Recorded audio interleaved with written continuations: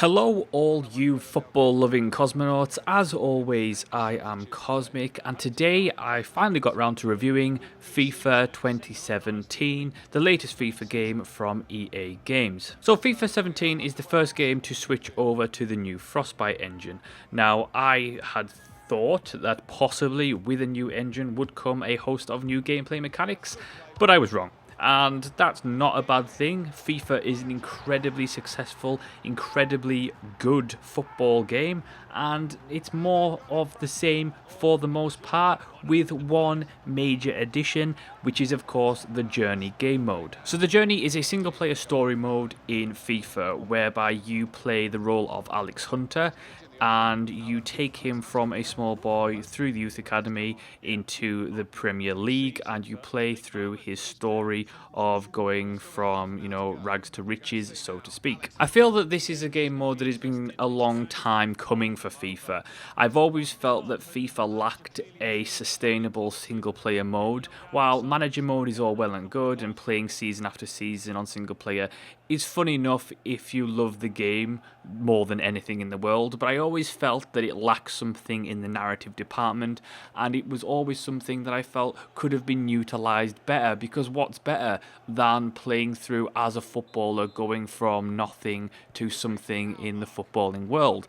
And there's a lot to be said about a story mode in sports games. Now, the online mode of FIFA, of course, is going to be where the majority of the replayability and longevity comes in, but I think that it's been sorely underutilized in terms of story, and because the footballing world is about stories, that's what it's about. It's about the players, it's about the emotions and the hope and the trials and tribulations that teams go through. So when you first start Journey mode, you are given an introduction to Alex Hunter and his family. His grandfather was a footballing legend. His father tried to become a footballer but was riddled with injuries that ruined his career, which made him become an asshole essentially. And then you, as Alex Hunter, get into a youth academy and you don't make the first run, so you have to go to an exit trial, and then you get picked up from a club via the exit trial from a good performance. Now, what's key about the Journey mode, that it centers around a fixed character, a pre-created character. This isn't the traditional player mode that has been in earlier FIFA games where you can create your own character and you just go through as a player. There are a lot of narratively driven moments in this. There are fixed point story moments that will happen regardless of how well you are performing on the pitch, but there are also events that occur that are circumstantial depending on how successful you are as a player. Now, the great thing about Journey mode is the fact that it's story driven.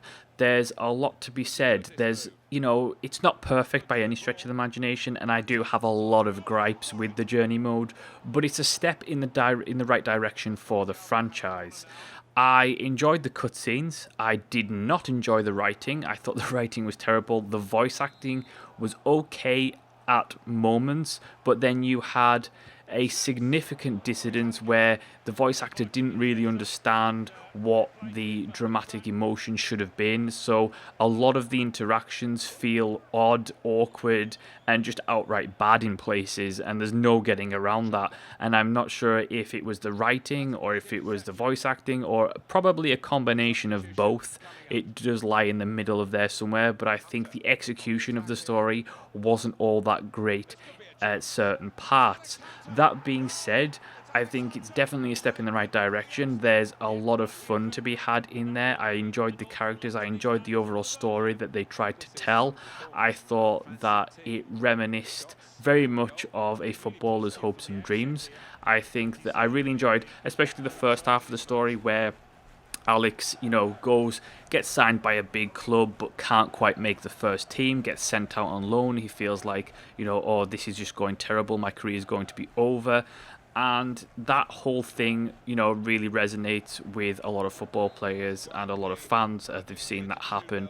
And I thought that it did that justice. And I certainly feel that one thing that gives me hope for FIFA 18 is the fact that they can take this as a starting point for the future of the single player modes in the game. And I think if you can stick with this, build upon it, improve its overall execution, then you might have a single player experience in FIFA in the future that is outright superb. There are a couple of things that I think certainly need to be improved. First is there needs to be more events in the game. Now, when you're playing through the single player mode, lots of various story events happen, but I think that it would be nice to have non-cutscene events, like maybe you do an interview for a magazine, or interesting options could be available, like the lads invite you to go on a night out, which means that you get too drunk, you're hungover, and you're late for training, which then the manager gets angry about, and you lose reputation with your manager, because in the journey mode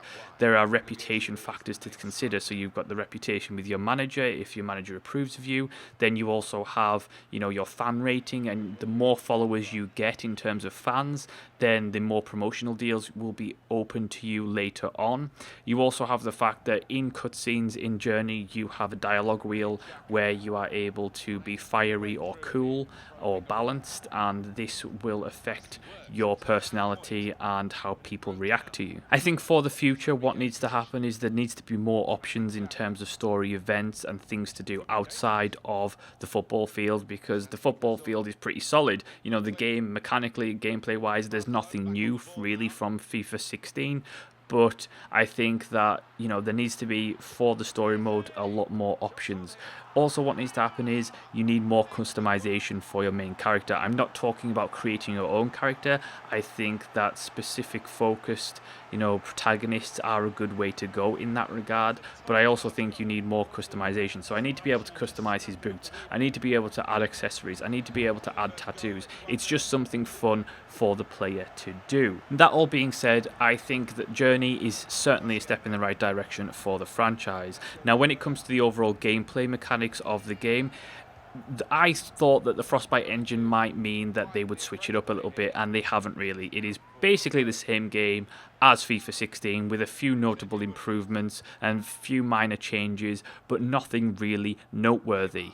The online modes are again fantastic. Ultimate Team is always an absolute time sink as ever. On the PC, it's one of those things where, for me personally, I always look to the single player modes on PC because there is a lack of player base compared to that of the console versions.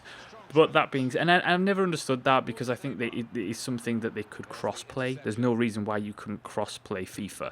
And I think they should certainly look into that, because I would like to be able to play with console players in FIFA, because, having a PC version and a console version, it offers me no real advantage because we all play with gamepads anyway. For me, FIFA 17 is what fans wanted. It's what fans expect from the franchise, with the added bonus of the Journey mode. Now, it's certainly a mode that has really abrasive, rough edges.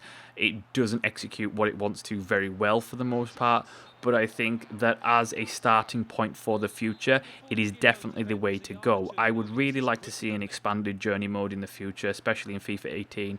I think that there's a lot of potential for this mode to become fantastic if they pull it off, if they give players more customization, if they give more events, if they give more control, and I think that it's certainly something to keep an eye on. It's a solid outing again for the FIFA franchise. There's nothing out of the ordinary here.